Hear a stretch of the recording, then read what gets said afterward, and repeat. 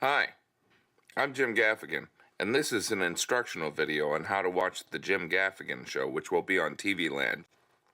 What you do is you get in bed, you get something to eat, and you watch TV like this. At least that's how I do it. That's how I'm teaching my children to do it. Hope you watch the show. Mmm. Mmm. Mmm. Mmm.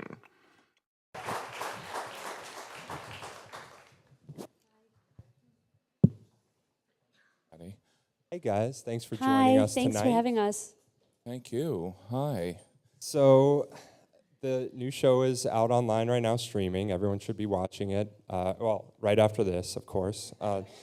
It dives right into religion in the first episode, and how your fellow stand-up comedians kind of approach that subject, as well as the mainstream media. And without spoiling anything, it gets pretty out of hand pretty quickly.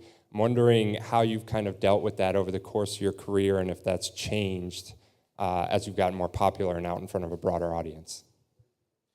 Well, I thank you everyone for being here. I love you all. And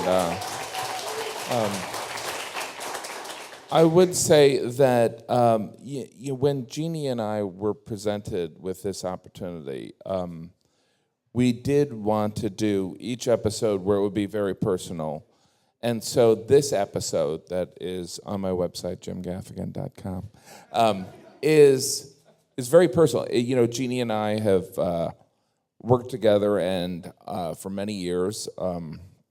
She is a Shiite Catholic, and I'm Catholic also. And one of the steps along our journey, putting it in context, look, we live in Manhattan. I'm a comedian. Most of my friends are atheists. So, but when Jeannie and I wrote this book, Dad is Fat, we had some chapters where I kind of outed myself as a Catholic. And there was a particular article done in the Washington Post where I was identified as the leader of this new Catholic evangelicalism. It was the headline of the article. And so that kind of inspired this article, because there is, even though I'm this weirdo that goes on stage and seeks the approval of strangers, I am certainly not an expert on Catholicism. So I was frightened by that, and that kind of inspired Jeannie and I to write this episode about my particular fears about being associated with being a believer. And so that really kind of took us on this journey, and even how we constructed the show, where the Jeannie character is a devout Catholic and there is a priest that's a character, and we wanted to balance it out because we do live in an age where people associate Christians or believers with bigotry. And hatred. So that's why, the best friend character of Jeannie is somebody that... Freudian slip. Yeah.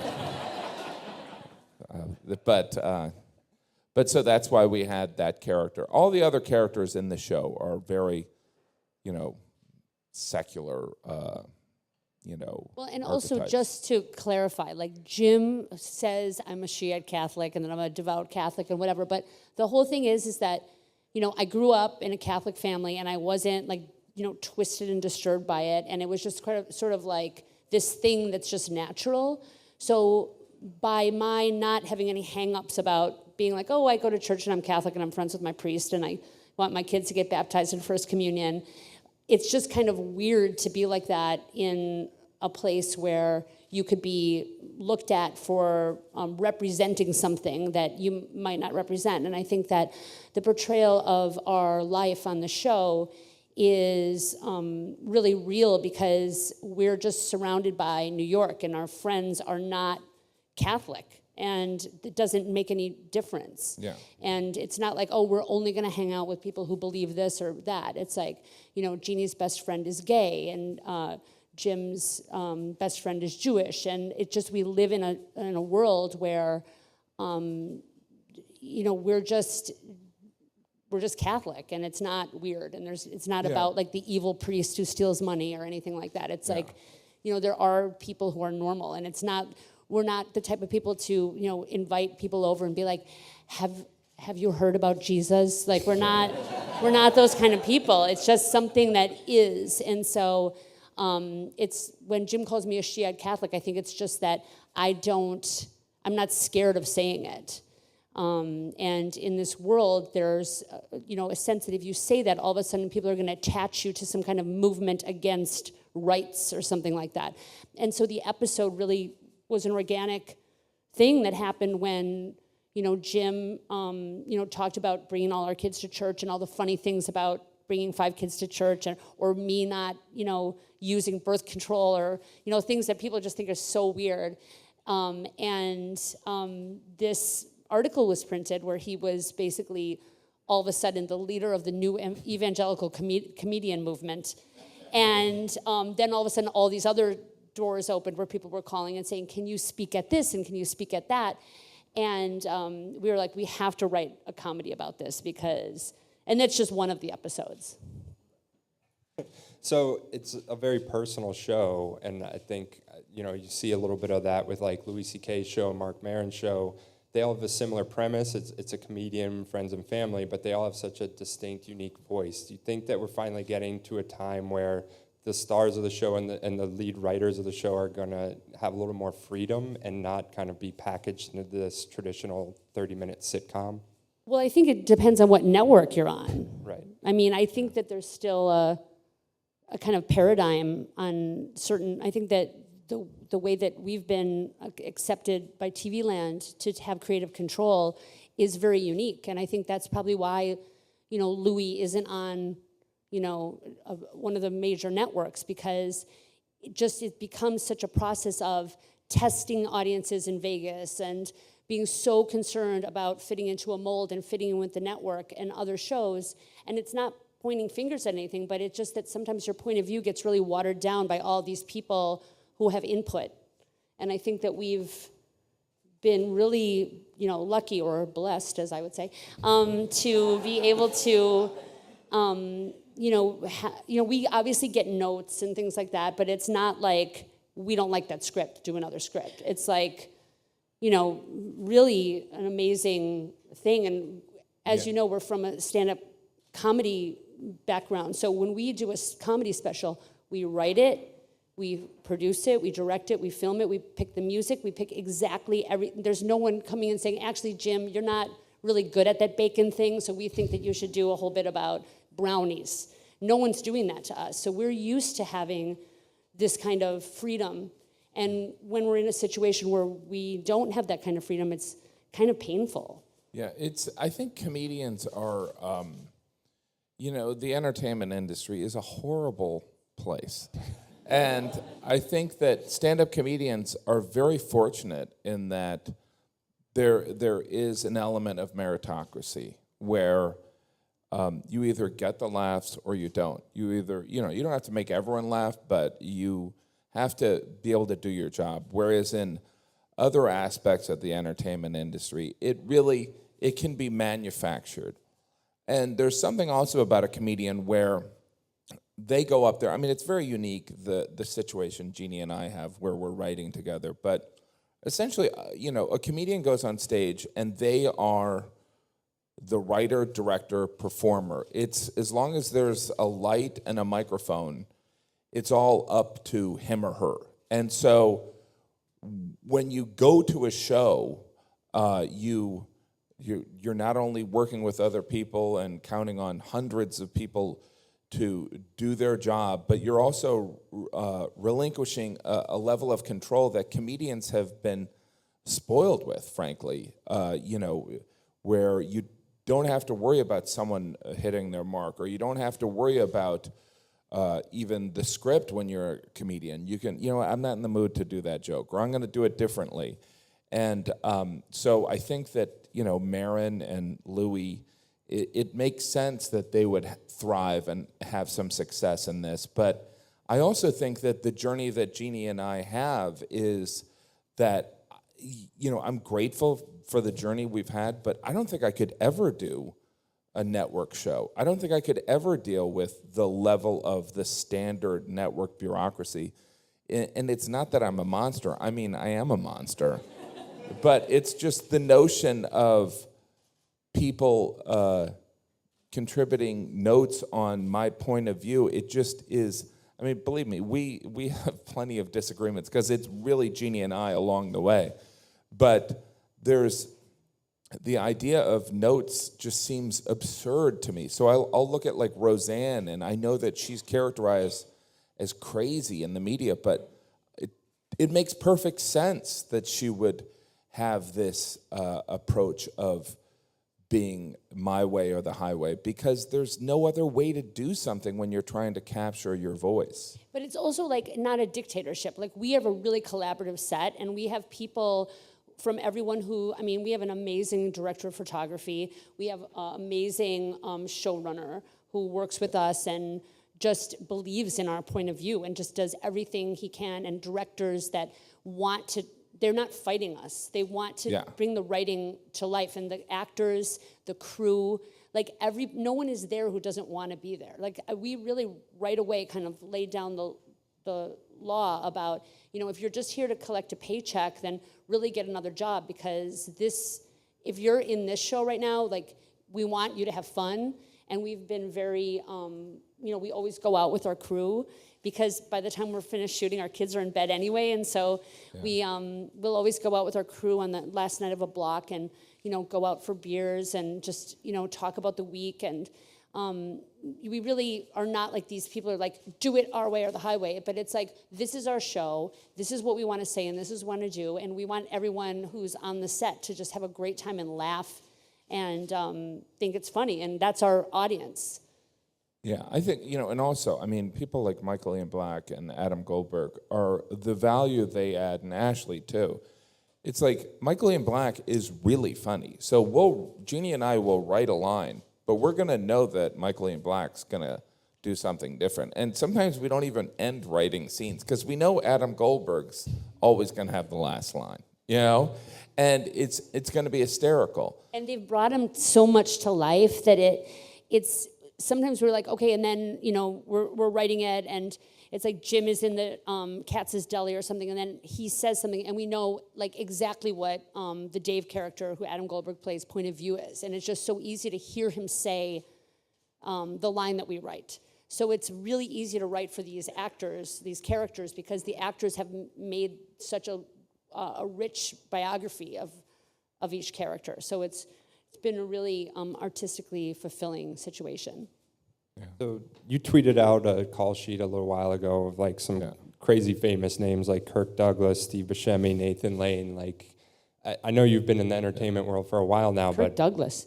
Well, I think he's in the roots. There's a musician, Kirk Douglas, too. And it's not Michael Douglas's dad. All right. But that would be, and you're not the first person. Like, I had a friend who was like, Kirk Douglas, I didn't even know he was still alive. And I totally knew that. Yeah. We have dead cameos on our show. But there are other famous people who are alive who appeared on the show. Was there anyone, even though you've been in the entertainment world for a while, that kind of just blew you away? You were a little starstruck when you got them on set? Well, we wrote this, the final episode, which is from that call sheet, and no spoilers. It's all right. Well, we wrote this episode that was an episode they would never do on network television. I mean, by the way, that Bible episode, they'd never do that on network television. And as we were writing it, I was like, all right, we're not going to get Steve Buscemi, but let's put Steve Buscemi. He named a character Steve Buscemi. and he was like, the name of this character is Steve Buscemi. And I was just like, we'll never what get are you Steve how are you Buscemi. going to get an actor to play Steve Buscemi? I mean, he's like, no, I'm going to ask Steve Buscemi. And I'm like, okay, let's ask Steve Buscemi. And we literally wrote, the name of the character was Steve Buscemi. The role was for Steve Buscemi. We had no idea if Steve Buscemi would consider. And this was not, because we never wanted it to be a stunt. We wanted it to be funny because Alec Baldwin was saying this, it's just the perfect person to play this role that we created. And so but the Steve Buscemi thing was, it's not like, hey, Steve Buscemi, can you come by for an hour? It was like, can you work 24 hours with us? And he said yes. And it's, I had met him before, but it was definitely a pie in the sky idea. I mean, by the way, even, in the episode that's on jimgaffigan.com, all those newscasters, Chris Rock and Jon Stewart, there was no guarantee. I mean, Chris Rock just did a movie. Who knows if he's in town? But Rachel Maddow and any of those newscasters, Nancy Grace, I don't know Nancy Grace.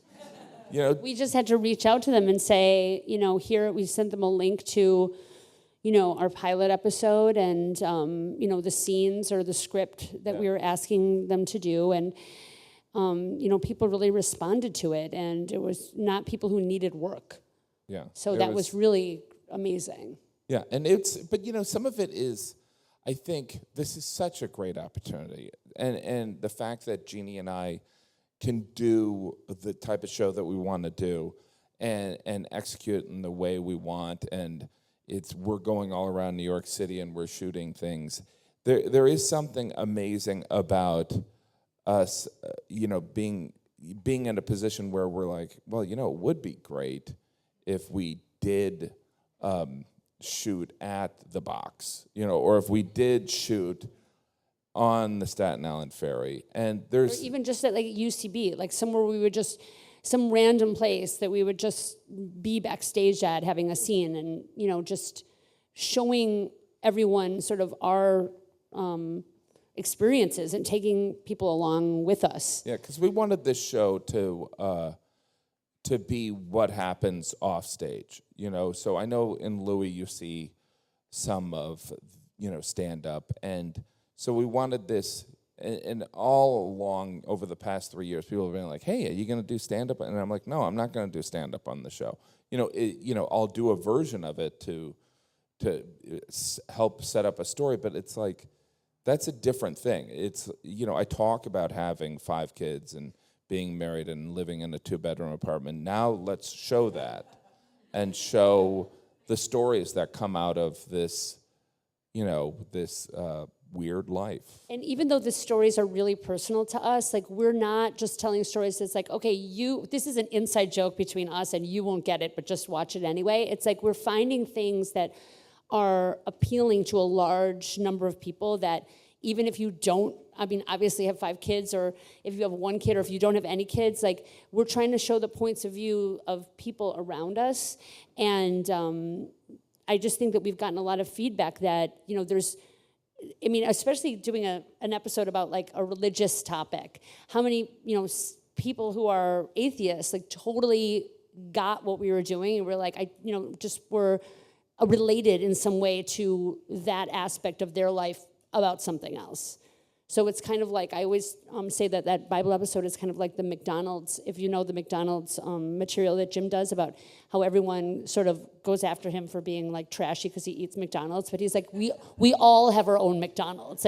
You may watch The Bachelorette, that's your McDonald's. It's kind of that kind of way to relate something to everybody. Yeah. Speaking of the large family, I have 1 kid and barely made it into work today and still think Kirk Douglas is alive. You guys have 5 kids and somehow, the best-selling books, the nonstop stand-up tours that are always sold out, you're running your own show. It's you're essentially an entertainment world power couple. And I'm just curious how you have any time to do that while also raising 5 kids. And is there a self-help parenting book in the works? Yeah. Well, that's one of the reasons we don't have 6 kids, but the whole thing is that we do have to kind of drag our kids along, and they're having a very unique life. But it sounds ridiculous, but through all of this, we're just trying to put them first.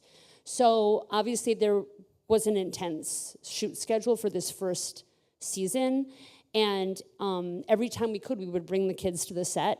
We put our 2-year-old kid in the show as our 2-year-old kid because he's the only one who doesn't have homework. I'm not really, but it's I didn't feel bad about pulling him out of, nursery. Whereas even the 3-year-olds, they're going to a full day, and and everything like that. But we really tried to make the kids part of it a lot, and we would just go really intense on weekends with our kids. And I think a lot of people who work, normal jobs don't get a lot of time with their kids. So it's just like that time that you have with them has to be, I've spent many a Saturday during this time when I just wanted to sleep all day, just going to Chelsea Piers all day long with my kids in this horrible winter where you couldn't go outside. And I just was like, we're just going to go out all day and do stuff. And, But it is a juggling. And, when we did, the stand-up is something where if you're, I'm lucky enough to do theater, so I can go and be gone Friday and Saturday, 2 weekends a month, and it's fine. And writing a book, we're writing a book at home, but the TV show, it is a balancing act, and it is something that we're very aware of. In the end, I don't want to be like, hey, we won an Emmy, but my kids don't know me. That's, it's like we didn't have these, it's like in the end, you don't want to suck at parenting. You know what I mean? So, yeah, that is something that we're very aware of. And like when we go on the 30-city bus tour, we're getting like a big, rock star bus with like bunk beds on it.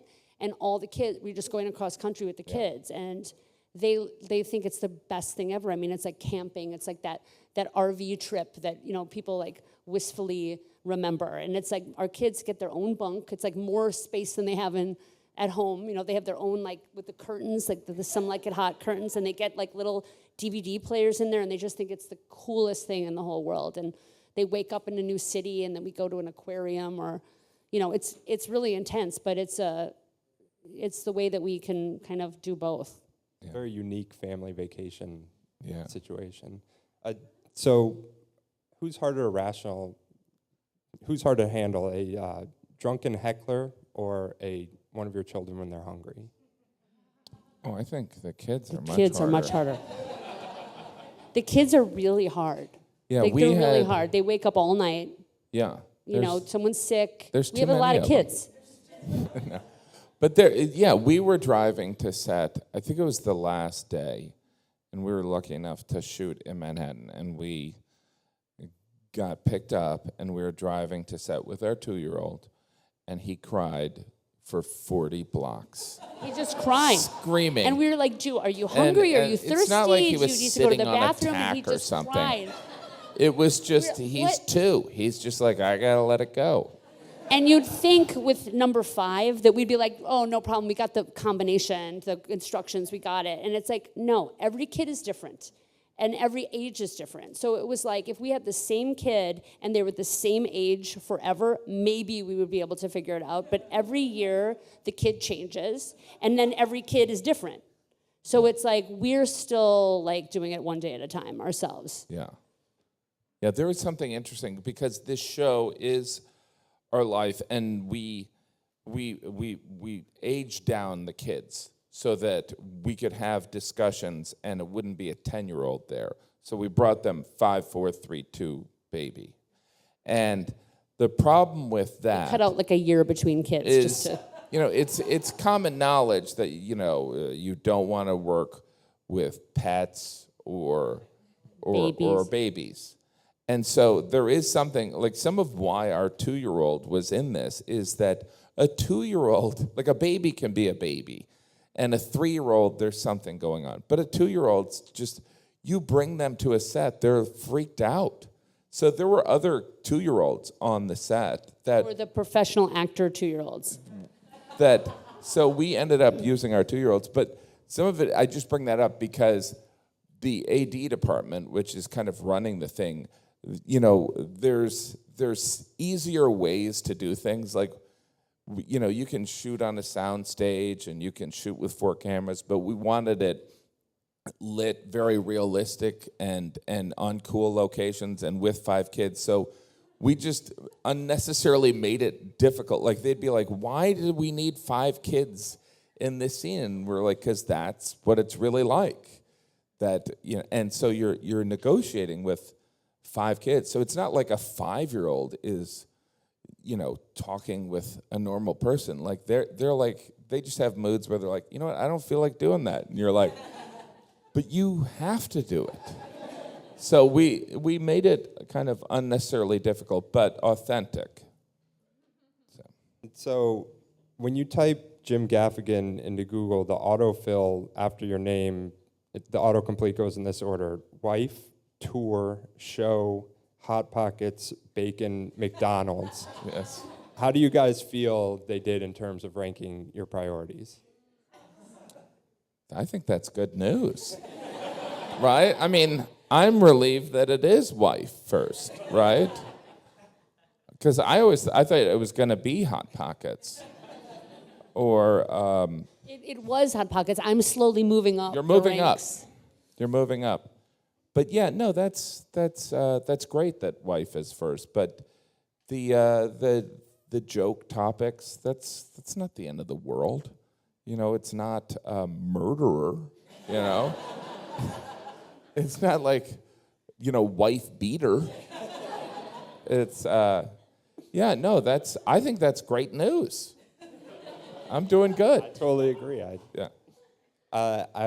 Maybe we can open it up for some fan questions for anyone.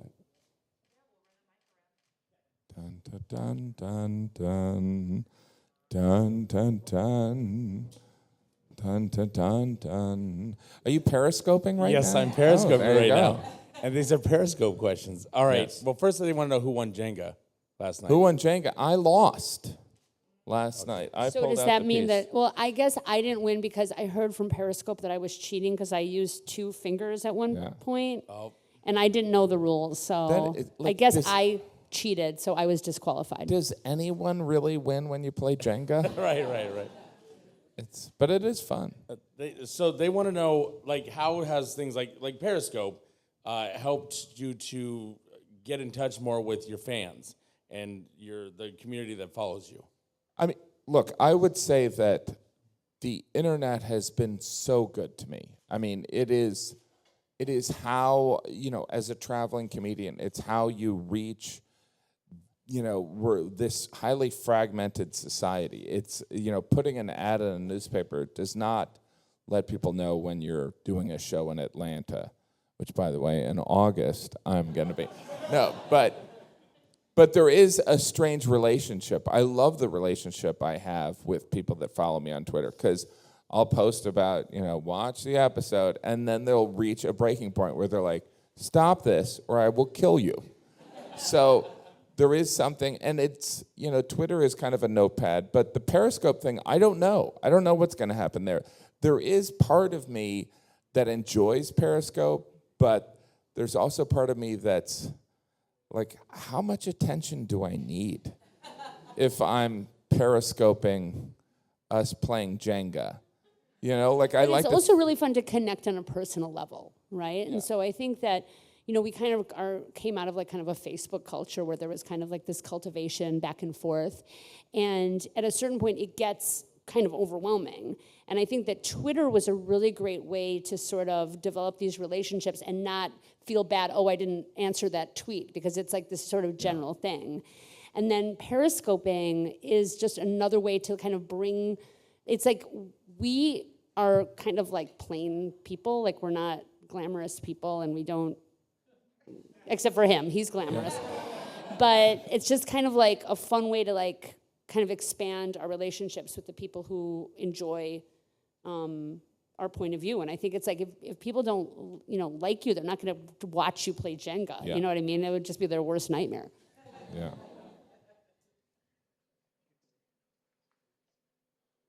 Well, I'm thinking, Jeannie, you had a choice in whether you played yourself or somebody else played you. But how do the kids feel about having somebody play 4 of the 5 of them? Well, you know, which one you want to answer? I mean, I think, I mean, about the kids. I can answer about the Yeah. kids. I mean, and I love Ashley, and I love the fact that she's playing Jeannie Gaffigan, because there's no way that I could do this all. There's no way that I could be Jeannie Gaffigan on the show and Jeannie Gaffigan in real life and executive produce the show. I don't know how it would work. But with the kids, it's like our kids really, really understand entertainment. except for the 2-year-old who's actually on the show, because I'd love to tell that story, but our kids are really understanding about it. And the first version of this pilot that we did, and also, by the way, we did a version of this pilot that didn't get made, a script for NBC, where we were playing each other and all of our kids were playing themselves. And it was like one of those like almost reality shows. Kind of Ozzie and Harriet kind of thing. And it would have, it was a great show, but it's like it's like there's a lot of politics involved in doing something like that. But our kids were the kids on the first version of the CBS pilot we did, and it was a really great time. But I kind of explained to them, you won't go to school. Like, you have a tutor that comes to the set. And my kids are very social kids. And I think that school is kind of the one thing that's kind of normal about their lives, is that they're really normal kids. And whereas their friends might go to, Connecticut or whatever for the summer, we go on a bus. So they have a very different life. But our 2-year-old he understands that he's pretending to play a character named Joseph. And he really looks forward to playing Joseph and his pretend mommy, and he totally likes it and understands it. And all of our other kids understand that they have to go to school. But our 2-year-old, we recently found out, had a little bit of a problem with the reality and the fantasy, because he knew he was playing Joseph. He puts on Joseph's costume, and he has his pretend brothers and sisters and his pretend mommy. But there was a scene where the 2-year-old had to go to a full bathtub and drop Daddy's laptop into the full bathtub. And so Props gave Patrick the laptop, and he ran up to me and said, "Go run and throw that in the bathtub," because the camera was in the bathroom. And he ran in, and he lifted it up, and he looked at the bathtub, and he turned around and said, "I can't do it. I can't do it." And so I fired him. So I had to fire him. So I was just like, "No, it's not real. It's pretend." But it was really heavy. It was a real one, but it was like a not working one. So meanwhile, we got the older kid who's like 5 to do it, and he was like, couldn't wait to do it. So we said, maybe if the big kid does it, then he'll do it on the next take. So he watched the kid do it, and then Jim, the actor Jim, who's also named Jim, and who is the daddy of the Joseph character, sees this happen on the show and screams, "Oh my God," and pulls it out and yells, "Jeannie!" And my son was like, "See, Daddy's mad." Yeah. He works on that. And I was like, okay, he is way too young to understand that this is like completely, like, because he understands it on a certain level. But my older kids totally understand that other kids are playing them, that they're playing a little bit of a younger version of them. And they're really cool with it. Yeah, I also think there's something about, not to get all Khalil Gibran here, but it's, if they've had a taste of the entertainment industry, they open every year singing Gaffigan. We did the Late Late Show where they were on it. There's a difference between them having fun. By the way, we always ask them, you never have to do this again. But there's also something about, like, I don't know if that's, if my 11-year-old was begging me every day to do it, I would be open to it. I mean, that's all I wanted to do when I was 11. But it's also one of those things where, we can joke around about a 2-year-old, but I don't think we're damaging him, having him on. He's spending time with his parents all day. But there is something about, they can make that decision later on, if, it's a strange thing, because it's like, I don't want to use my kids, you know what I mean? I always feel weird, like, there was a time when, even when we were periscoping, I remember I was like, I'm not going to show my kids, and then Jeannie was periscoping, getting her nails done. And I was the one who was like, don't show the kids on Instagram, and people might be weird and whatever. And then at a certain point, I realized that most of the people that like follow me are, pretty cool people. And if they're not, I block them. No, I'm just kidding. But so it's like, my daughter, it was her birthday, and she was getting her nails done, and she was just being really cute, and I put it on Periscope, and 50 people watched for 2 minutes, and it was fine, and no one kidnapped her or anything like that. Yeah. Yet. So yeah, but the it's a very interesting thing, right? Because there is a woman playing Jeannie. But Jeannie, the character of Jeannie is not an exact replica of Jeannie, just as Adam Goldberg isn't even a comedian. And initially, that character that Adam plays is a combination of a lot of comedians I know. And we auditioned comedians. And it's almost better that it's not a comedian, because then we can it's not as loaded if the Dave character who Adam plays is flawed or is this, kind of creepy guy. Because if it was a comedian, he'd be like, wait a minute, I don't want to play that creepy of a guy. But also, he's so believable and real as a stand-up comedian. Like, it's very surprising that Adam Goldberg is not a stand-up comedian, because he's so much like, there's something very unique about stand-up comedians. I've been around them for a long time now, and they all have kind of this, very eccentric side to them.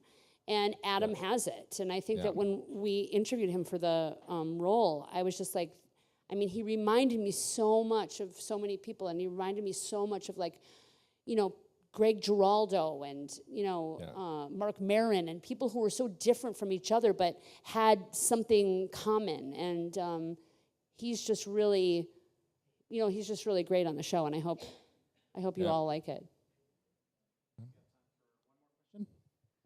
Hi. Hi. So I'm a writer, and I was wondering, because it's such a personal show, do you still hire a team of writers anyway? Well, no. But We haven't done that yet. But we intentionally, this show has gone through a lot of different versions, like Jeannie mentioned. We also had this animated deal 100 years ago at Fox that kind of, where we talked a little bit about this, but we intentionally had it just be Jeannie and I. There were people that helped, but it's very personal, because I think when I first did this show a million years ago, I had watched Bob Newhart, and I was like, hey, people learn Bob Newhart's point of view, and they write for Bob Newhart. It's a no-brainer. But people aren't mind readers, and it's very rare for someone to understand your point of view. So even if I got my closest friends to write for me, they would, by habit, write for themselves. And so that's why, particularly for this first season, we had help. But Jeannie and I, there's not really a line that we didn't kind of write. We're not going to say a line that we don't like or something on TV. Yeah. So we definitely, we had really smart, funny people that we would send the scripts to and have them read it and give notes and do pitches and things like that. And that was a really great thing. And there was sometimes where I was like, oh, I wish we just had a big team of writers that could do this, because it was a lot of work. But so we were very collaborative with these things. And but especially to establish the first season of a show, it's really important to make sure that every single thing that you put out there is something that's really works for the people who are writing it. Before you establish your point of view and your tone, I think it's really important that you put that out there before you're like, okay, and then here's one this other guy who doesn't have any kids wrote. You know what I mean? That can happen, but it just can't happen right now. Yeah. Thanks, everyone, for your questions. Thanks for coming out tonight, we love guys. you all. Thank you. Be sure to join us at future happy hours. Thank you.